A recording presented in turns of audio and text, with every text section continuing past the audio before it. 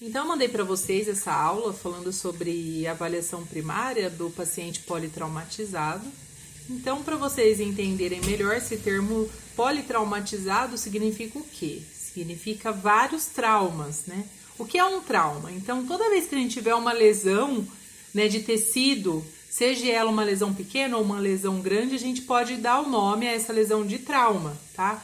Pode ser uma úlcera, pode ser uma queimadura, pode ser um ferimento, como pode ser um trauma grande, por exemplo, em um acidente automobilístico, né, onde a vítima vai ter politraumas, né, vários traumas, né, de uma vez só. Então, qual que deve ser o atendimento desses pacientes, né? No caso, o FAF, né, o acidente por arma de fogo também é um trauma, né? Como que é o atendimento desses tipos de paciente?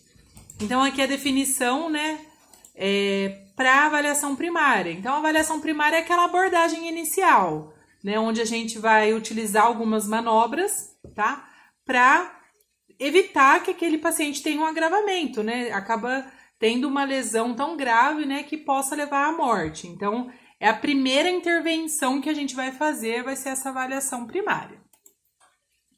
Aqui traz uma tabela, né, um gráfico falando sobre, né, o atendimento, né? Então, o trauma, a gente vai ter avaliação primária, tá? Se for necessário, se esse paciente estiver numa parada cardíaca, numa parada respiratória, a gente vai fazer a reanimação. Se ele for um paciente instável, o mais rápido possível, ele vai ser transferido para um atendimento, né, hospitalar. Se for um paciente estável, então a gente vai poder realizar na cena a avaliação secundária, tá? O que é a avaliação secundária? Vai ser a abordagem dessas letrinhas aqui, né, do XABCDE, que fala a sequência do atendimento, né, o que deve ser feito após a avaliação primária, tá? A primeira letra, né, do X fala sobre o controle das hemorragias exsanguinantes, né, que são aquelas grandes hemorragias, né? Então, pode ser uma amputação, pode ser um ferimento que provoque hemorragias extensas, a gente vai ter que fazer essa priorização desse controle de hemorragias.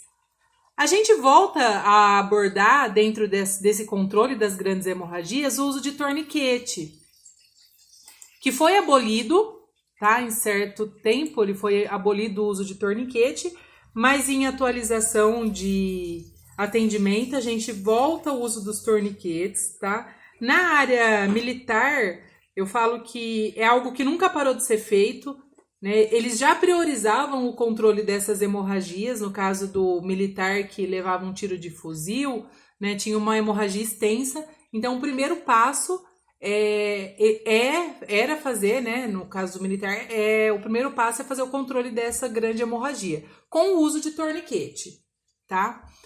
Não vai ser utilizado corriqueiramente, mas em situações extremas vai ser utilizado.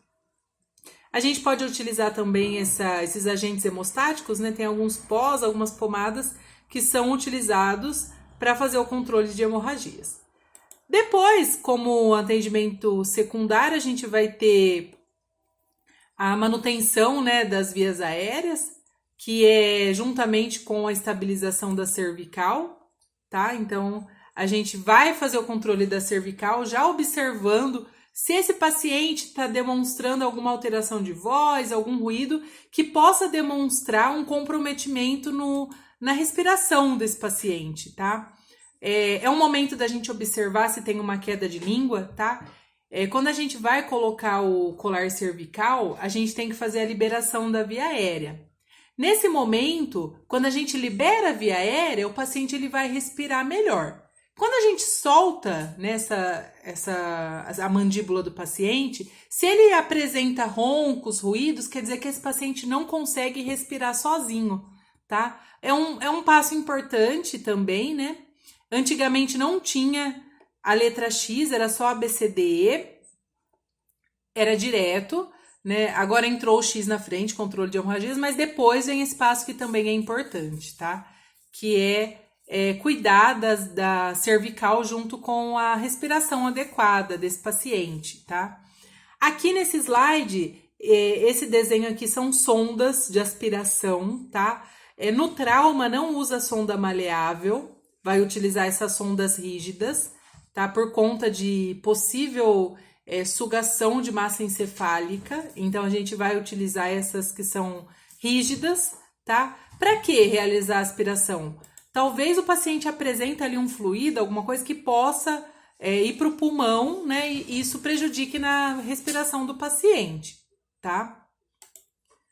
Aqui tem mostrando, né, as manobras de elevação, né, da liberação de vias aéreas, tanto para paciente que tem trauma, que no caso a gente nunca pode lateralizar a cabeça, para liberar a via aérea, lateralizar demais a cabeça para poder liberar, porque a gente pode comprometer a cervical, tá? Então, no caso do trauma, a gente libera como esse desenho aqui, ó, coloridinho. Então, é somente pela mandíbula, tá?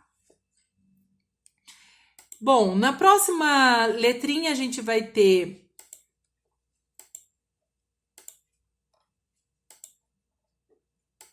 a letrinha B, né, que é garantir a ventilação e oxigenação adequada, tá? Então, vai ser por meio de suporte ventilatório, tá? Controle da saturação por meio de pulso oxímetro. A gente observa também a caixa torácica, né? Se tem alguma instabilidade, se tem algum problema ali que possa comprometer na respiração, tá? Aqui mostra o desenho das costelas, né? Uma fratura pode comprometer essa respiração. Então, nesse passo, a gente vai fazer toda essa avaliação, tá? Aqui tem o desenho desse paciente aqui, né? E ele tá sendo aqui, cada setinha dessa mostra um fator importante da avaliação da respiração, se ele tá respirando bem, que é avaliar a asa do nariz, né?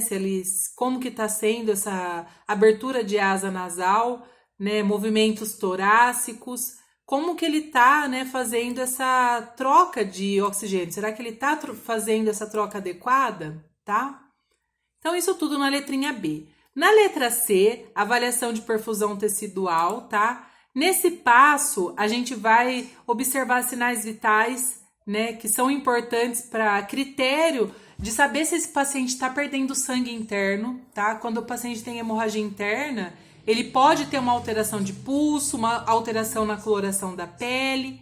Então, tudo isso a gente vai observar nesse passo da letrinha C, tá?